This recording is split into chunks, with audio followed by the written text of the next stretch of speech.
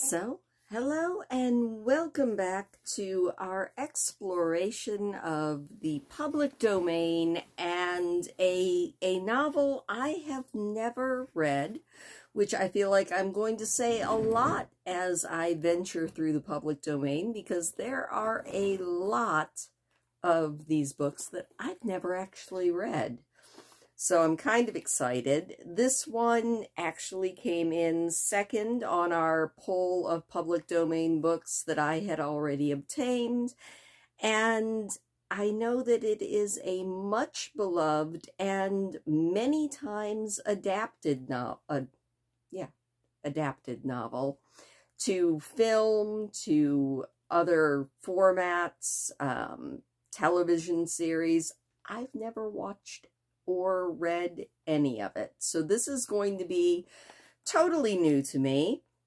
The language will probably sound a little different to the modern reader, but we are reading from the first edition. I mean, the one I have is not actually a first edition, but it is a direct copy of a first edition.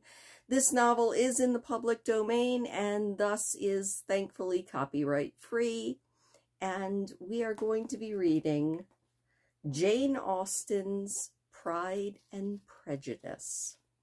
No chapter titles on these beyond chapter numbers, but that's okay. I'm sure we can probably figure it out. It also is interesting because this is I guess, compiled novel, because evidently it was a 4-part series that has just been turned into one giant novel. I don't know if any of that is true, but what I do know is that this novel was first published in 1815. So that is the Regency era. Apologies that I do not look like I belong in the Regency era. I don't have any Regency era costumes. I do have a Ren Fair dress, but somehow I don't think fake medieval actually correlates with Regency era. But anyway, we're going to dive in and see what is going on in Pride and Prejudice, a book I know nothing about.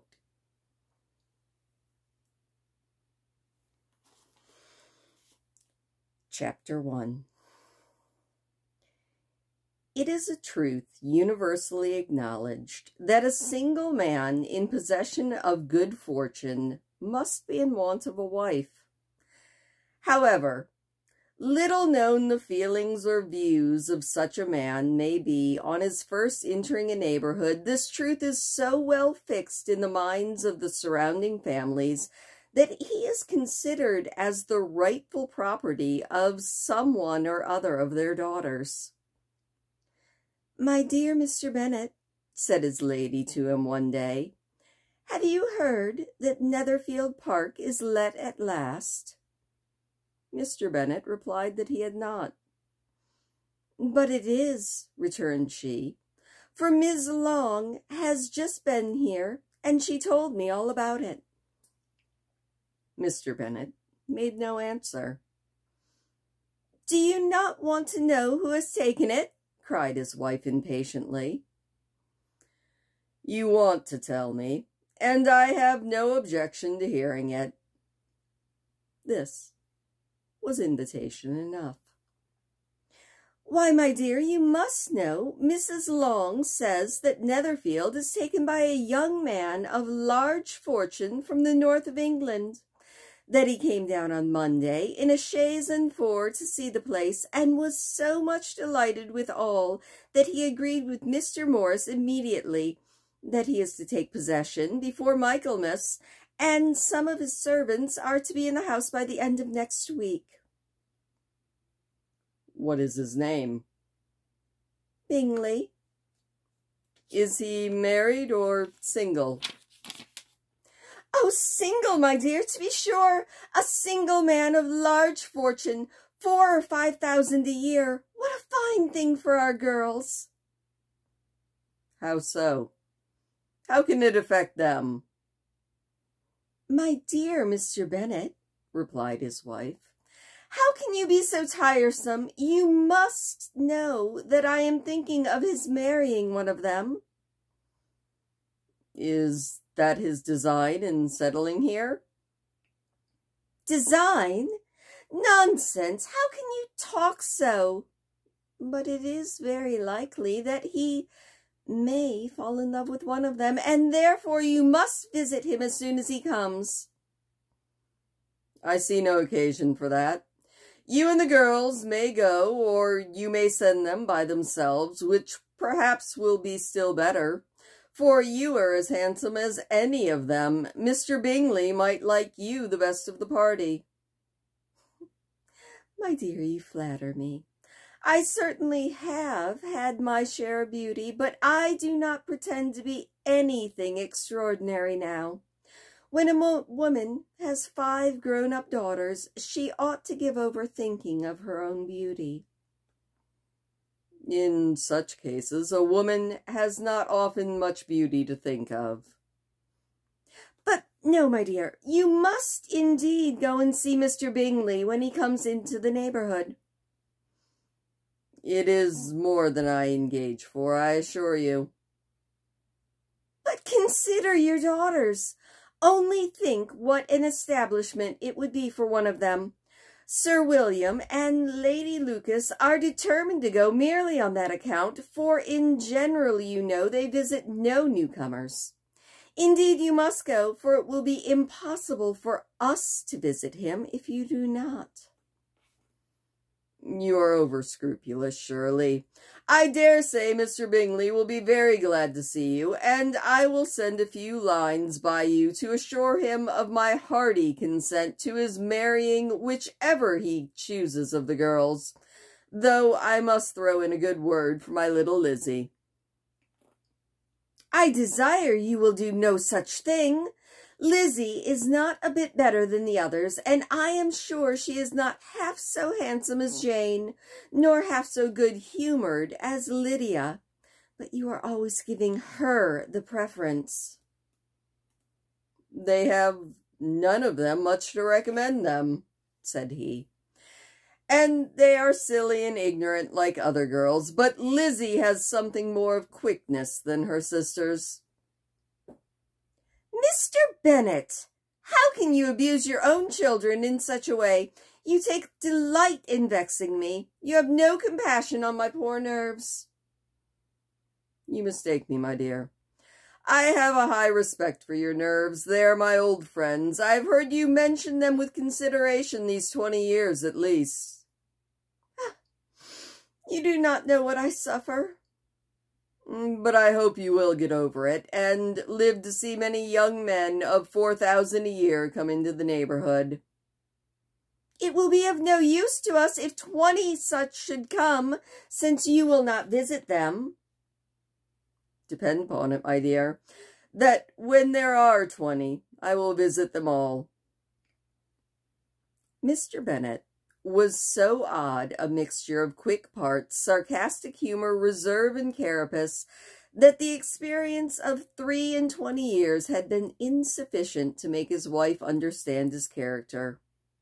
Her mind was less difficult to develop. She was a woman of mean understanding, little information, and uncertain temper. When she was discontented, she fancied herself nervous. The business of her life was to get her daughters married. Its solace was visiting and news. And that is the end of Chapter 1. Chapter 2. Mr. Bennet was among the earliest of those who waited on Mr. Bingley. He had always intended to visit him, though to the last always assuring his wife that he should not go, and till the evening after the visit was paid she had no knowledge of it. It was then disclosed in the following manner. Observing his second daughter employed in trimming a hat, he suddenly addressed her with, "I hope Mr. Bingley will like it, Lizzie." We are not in a way to know what Mr. Bingley likes," said her mother resentfully, since we are not to visit. But you forget, Mamma, said Elizabeth, that we shall meet him at the assemblies, and that Mrs. Long has promised to introduce him. I do not believe that Mrs. Long will do any such thing. She has 2 nieces of her own. She is a selfish, hypocritical woman, and I have no opinion of her. No more have I, said Mr. Bennet, and I am glad to find that you do not depend upon her serving you. Mrs. Bennet deigned not to make any reply, but, unable to contain herself, began scolding one of her daughters. Don't keep coughing so, Kitty, for heaven's sake. Have a little compassion on my nerves. You tear them to pieces. Kitty has no discretion in her coughs, said her father. She times them ill. I do not cough for my own amusement, replied Kitty. When is your next ball to be, Lizzie? Tomorrow fortnight. Aye, so it is, cried her mother, and Mrs. Long does not come back till the day before, so it will be impossible for her to introduce him, for she will not know him herself. Then, my dear, you may have the advantage of your friend, and introduce Mr. Bingley to her. Impossible, Mr. Bennet, impossible! When I am not acquainted with him myself, how can you be so teasing? I honor your circumspection. A fortnight's acquaintance is certainly very little. One cannot know what a man really is by the end of a fortnight. But if we do not venture, somebody else will, and after all, Mrs. Long and her nieces must stand their chance, and therefore, as she will think it an act of kindness, if you decline the office, I will take it on myself. The girls stared at their father. Mrs. Bennet said only, Nonsense, nonsense! What can be the meaning of that emphatic exclamation? Cried he. Do you consider the forms of introduction and the stress that is laid on them as nonsense? I cannot quite agree with you there. What say you, Mary? For you are a young lady of deep reflection, I know, and read great books and make great extracts. Mary wished to say something very sensible, but knew not how. Well, Mary is adjusting her ideas, he continued. Let us return to Mr. Bingley. I am sick of Mr. Bingley, cried his wife. I'm sorry to hear that, but why did you not tell me so before? If I had known as much this morning, I certainly would not have called on him. It is very unlucky, but as I have actually paid the visit, we cannot escape the acquaintance now. The astonishment of the ladies was just what he wished. That of Mrs. Bennet perhaps surpassing the rest, though when the first tumult of joy was over, she began to declare that it was what she had expected all the while. How good it is in you, my dear Mr. Bennet! But I knew I should persuade you at last. I was sure that you loved your girls too well to neglect such an acquaintance. Well, how pleased I am! And it is such a good joke, too, that you should have gone this morning and never said a word about it till now. Now, Kitty, you may cough as much as you choose, said Mr. Bennet. And as he spoke, he left the room, fatigued by the raptures of his wife. What an excellent father you have, girls, said she, when the door was shut. I do not know how you will ever make him amends for his kindness, or me either in that matter. At our time of life, it is not so pleasant, I can tell you, to be making a new acquaintance every day, but for your sakes, we would do anything. Lydia, my love, though you are the youngest, I dare say that Mr. Bingley will dance with you at the next ball. Oh, said Lydia, I'm not afraid, for though I am the youngest, I am the tallest. The rest of the evening was spent in conjecturing how soon he would return Mr. Bennet's visit and determining when they should ask him to dinner. And that is the end of chapter 2. Chapter 3. Not all that Mrs. Bennet, however, with the assistance of her 5 daughters, could ask on the subject was sufficient to draw from her husband any satisfactory description of Mr. Bingley. They attacked him in various ways, with barefaced questions, ingenious suppositions, and distant surmises, but he eluded the skill of them all, and they were at last obliged to accept the second-hand intelligence of their neighbor, Lady Lucas. Her report was highly favorable. Sir William had been delighted with him. He was quite young, wonderfully handsome, extremely agreeable, and to crown the whole, he meant to be at the next assembly with a large party. Nothing could be more delightful. To be fond of dancing was a certain step towards falling in love, and very lively hopes of Mr. Bingley's heart were entertained. "If I can but see one of my daughters happily settled at Netherfield," said Mrs. Bennet to her husband, "and all the others equally well married, I shall have nothing to wish for."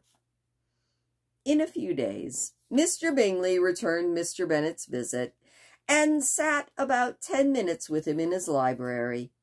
He had entertained hopes of being admitted to a sight of the young ladies, of whose beauty he had heard much, but he saw only the father.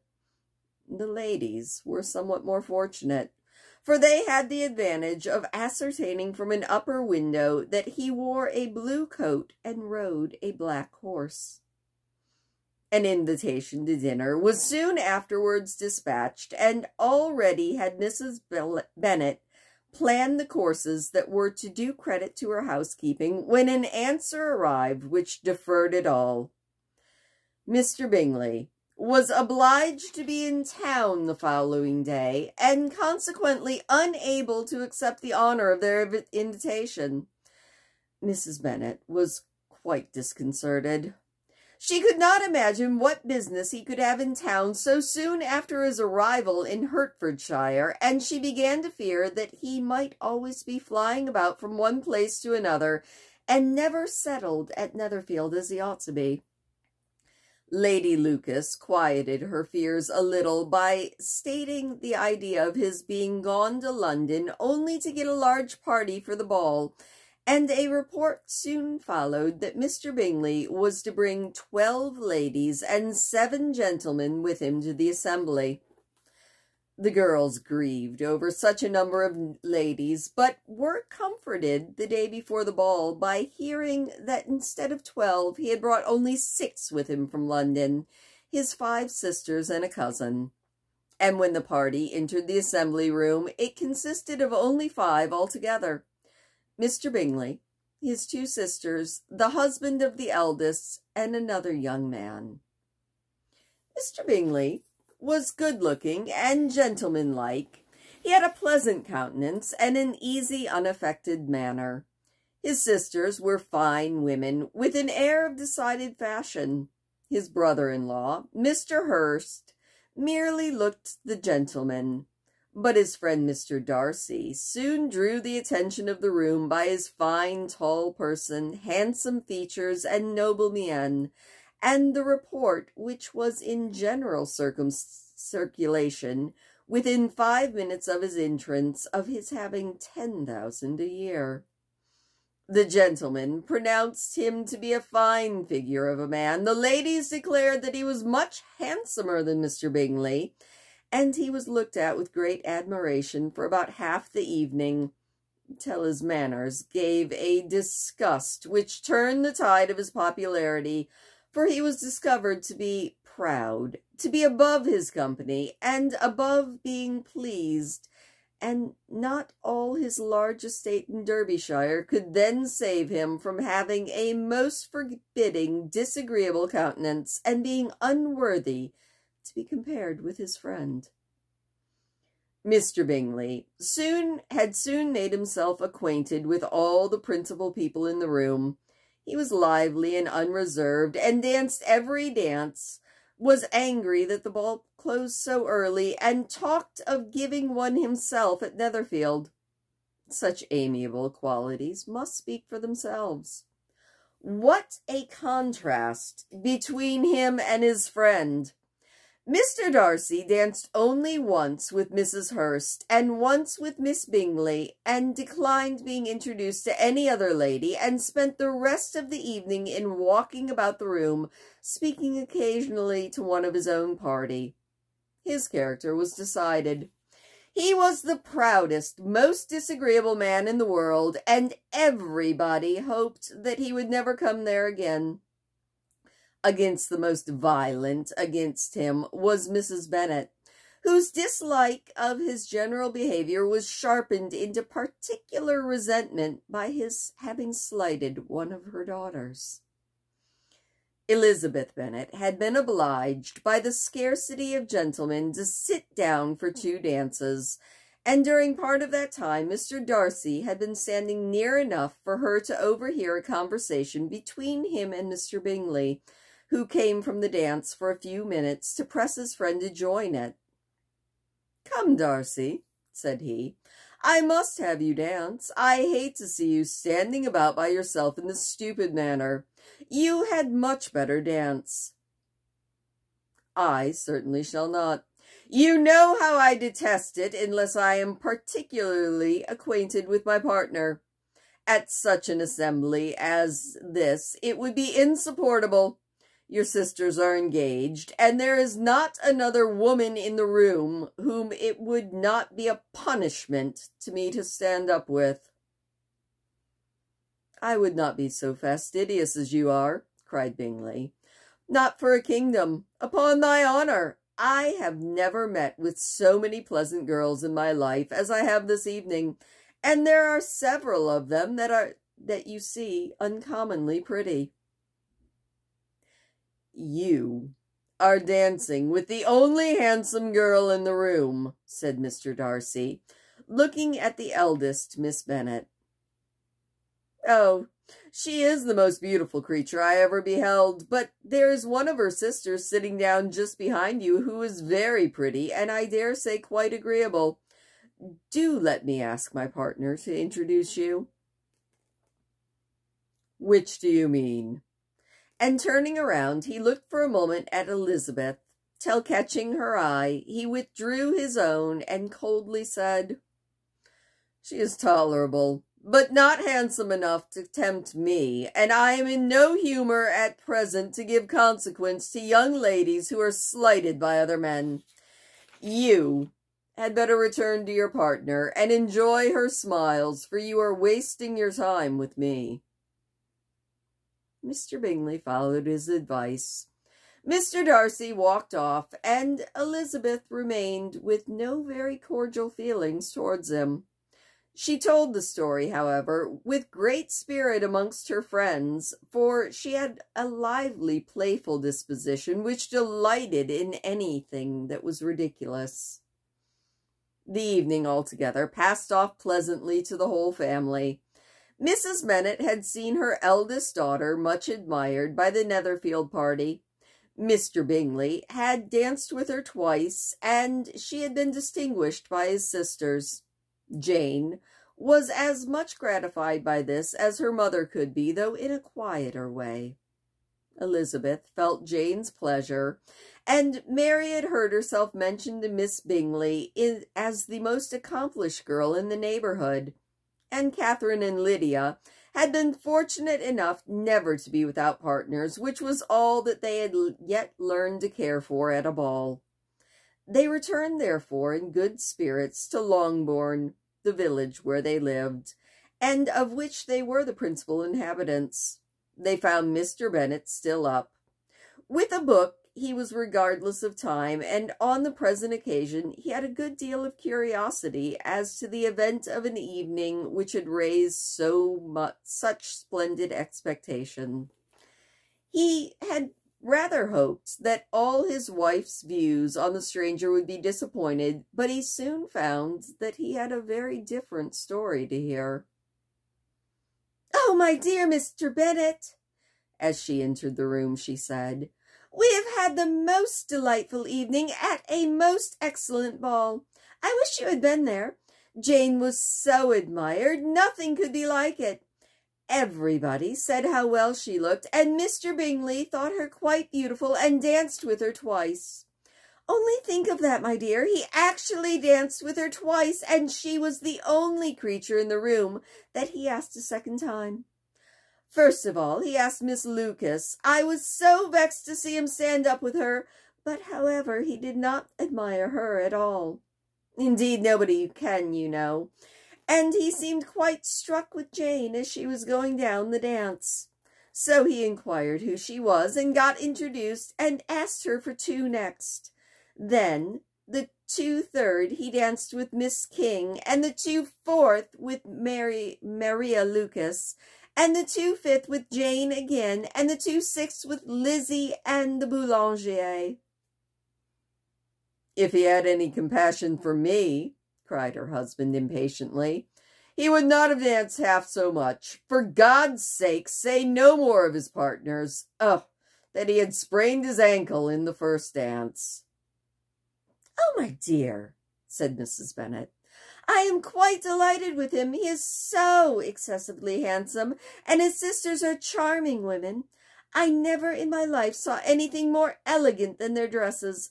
I dare say the lace upon Mrs. Hurst's gown—" Here she was interrupted again. Mr. Bennet protested against any description of finery. She was therefore obliged to seek another branch of the subject, and related with much bitterness of spirit and some exaggeration the shocking rudeness of Mr. Darcy. "But I can assure you," she added, "that Lizzie does not lose much by not suiting his fancy, for he is a most disagreeable, horrid man, not at all worth pleasing. So high and conceited that there was no enduring him. He walked here, he walked there, fancying himself so very great, not handsome enough to dance with. Ha! I wish you had been there, my dear, to have given him one of your set-downs. I quite detest the man." And that is the end of chapter 3. We're going to read two more chapters tonight. I was going to say one more chapter, but then I realized the next chapter is only a page long. So let me grab a drink, and we are going to read 2 more chapters tonight. Chapter 4. When Jane and Elizabeth were alone, the former, who had been cautious in her praise of Mr. Bingley before, expressed to her sister how very much she admired him. "He is just what a young man ought to be," said she. "Sensible, good-humoured, and lively. I never saw such happy manners, so much ease, with such perfect good breeding." "He is also handsome," said Elizabeth, "which a young man ought to likewise be if he possibly can. His character is thereby complete." "I was very much flattered by his asking me to dance a second time. I did not expect such a compliment." "Did you not? I did for you. But that is one great difference between us. Compliments always take you by surprise, and me never. What could be more natural than his asking you again? He could not help seeing that you were about 5 times as pretty as every other woman in the room. No thanks to his gallantry for that. Well, he certainly is very agreeable, and I give you leave to like him. You have liked many a stupider person." "Dear Lizzie!" "Oh, you are a great deal too apt, you know, to like people in general. You never see a fault in anybody. All the world are good and agreeable in your eyes. I've never heard you speak ill of a human being in my life." "I would wish not to be hasty in censuring anyone, but I do always speak what I think." "I know you do, and it is that which makes the wonder, with your good sense, to be so honestly blind to the follies and nonsense of others. Affection of candor is common enough. One meets it everywhere. but to be candid without ostentation or design, to take the good of everybody's character and make it still better and say nothing of the bad, belongs to you alone. And so, you like this man's sisters too, do you? Their manners are not equal to his. Certainly not at first, but they are pleasing women when you converse with them. Miss Bingley is to live with her brother and keep his house, and I am much mistaken if we shall not find a very charming neighbor in her. Elizabeth listened in silence, but was not convinced. Their behavior at the assembly had not been calculated to please in general, and with more quickness of observation and less pliancy of temper than her sister, and with a judgment too unassailed by any attention to herself, she was very little disposed to approve them. They were, in fact, very fine ladies, not deficient in good humor when they were pleased, nor in the power of being agreeable when they chose it, but proud and conceited. They were rather handsome, had been educated in one of the first private seminaries in town, had a fortune of £20,000, and were in the habit of spending more than they ought, and of associating with people of rank, and were therefore, in every respect, entitled to think very well of themselves, and meanly of others. They were of a respectable family in the north of England, a circumstance more deeply impressed on their memories than that their brother's fortune and their own had been acquired by trade. Mr. Bingley inherited property to the amount of nearly £100,000 from his father, who had intended to purchase an estate but did not live to do it.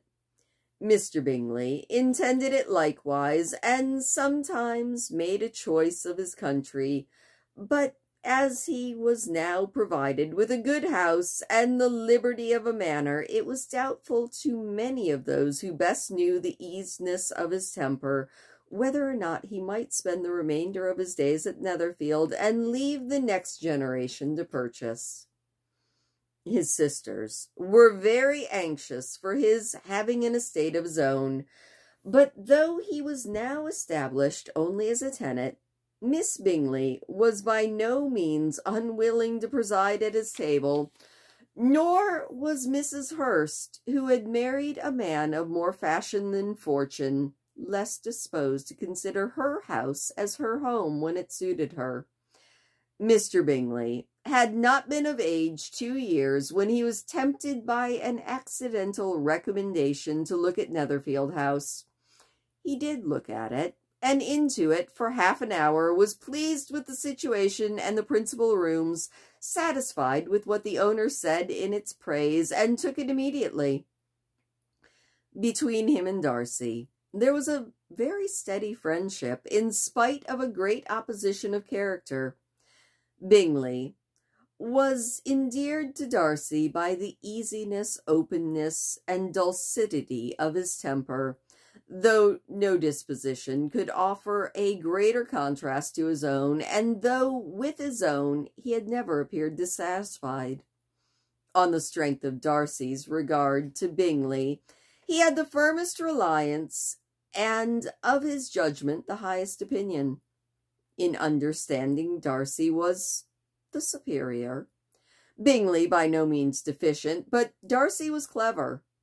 He was at the same time haughty, reserved, and fastidious, and his manners, though well-bred, were not inviting, and in that respect his friend had greatly the advantage.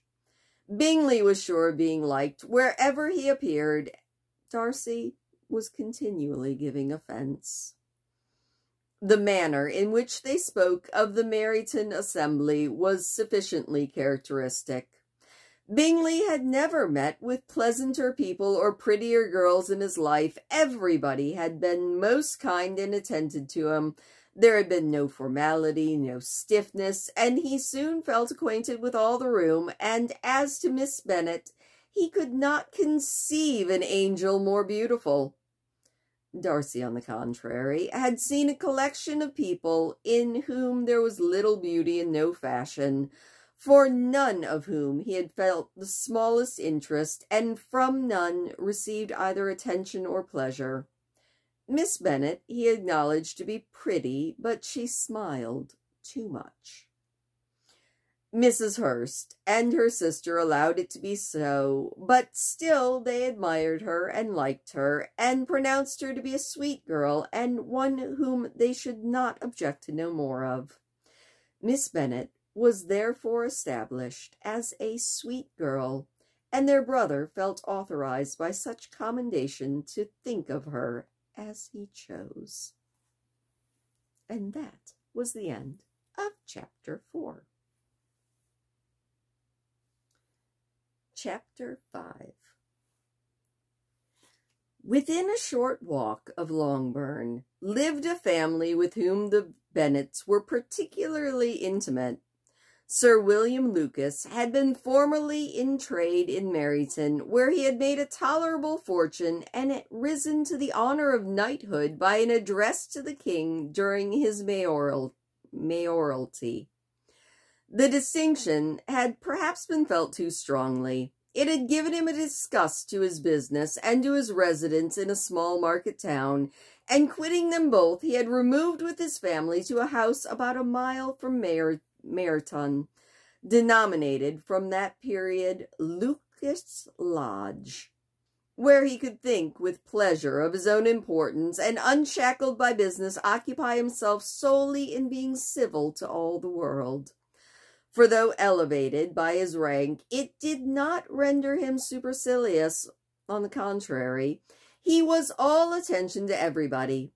By nature inoffensive, friendly, and obliging, his presentation at St. James's had made him courteous. Lady Lucas was a very good kind of woman, not too clever to be a valuable neighbor to Mrs. Bennet. They had several children. The eldest of them, a sensible, intelligent young woman about 27, was Elizabeth's intimate friend. That the Miss Lucases and the Miss Bennets should meet to talk over the ball was absolutely necessary, and the morning after the assembly brought the former to Longbourn to hear and to communicate.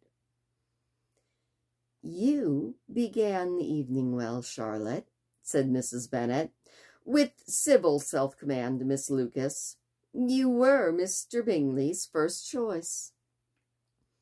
"Yes, but he seemed to like his second better." "Oh, you mean Jane, I suppose, because he danced with her twice.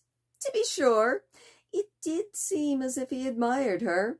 Indeed, I rather believe he did. I heard something about it, but I hardly know what.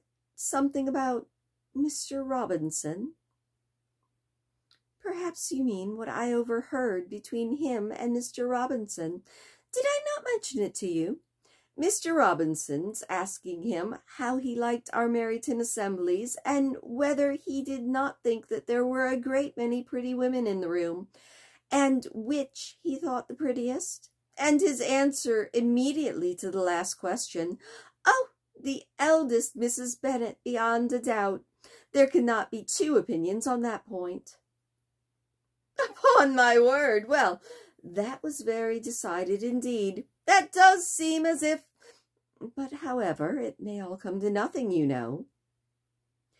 "My overhearings were more to the purpose than yours, Eliza," said Charlotte. "Mr. Darcy is not so well worth listening to as his friend, is he? Poor Eliza, to be only just tolerable." "I beg you would not put it into Lizzie's head to be vexed by his ill-treatment, for he is such a disagreeable man that it would be quite a misfortune to be liked by him. Mrs. Long told me last night that he sat close to her for half an hour without once opening his lips." "Are you quite sure, ma'am? Is there not a little mistake?" said Jane. "I certainly saw Mr. Darcy speaking to her."